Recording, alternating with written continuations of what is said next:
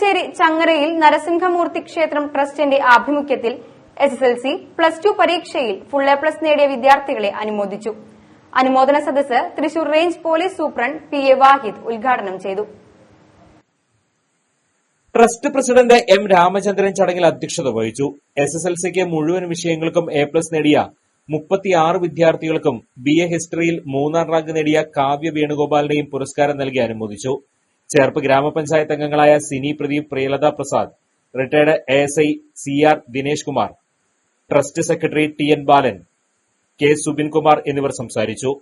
Psychotherapist NS Santhosh Babu വൈകാരിക പക്വതയും പഠനവും എന്ന വിഷയം ആസ്പദമാക്കി വിദ്യാർത്ഥികൾക്കും രക്ഷിതാക്കൾക്കും വേണ്ടി ക്ലാസ് നയിച്ചു.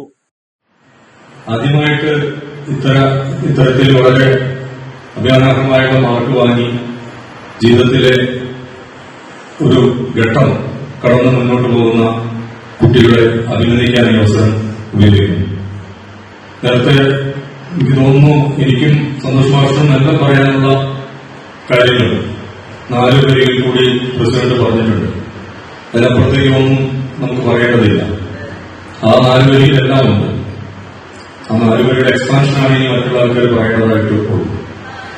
ഇന്നത്തെ കാലഘട്ടത്തിൽ മാർക്ക് മേടിക്കുകയും ഉന്നത സ്ഥാനങ്ങളിലെത്തുകയും ഒന്നും അത്ര ബുദ്ധിമുട്ടുള്ള കാര്യമില്ല. നമ്മൾ ഒന്നും മെനക്കെട്ടാൻ ശ്രമിച്ചാൽ തീരെ ഉഴപ്പനാവാതിരുന്നാൽ നമുക്ക് ഒരുപാട് അവസരങ്ങൾ അതിൽ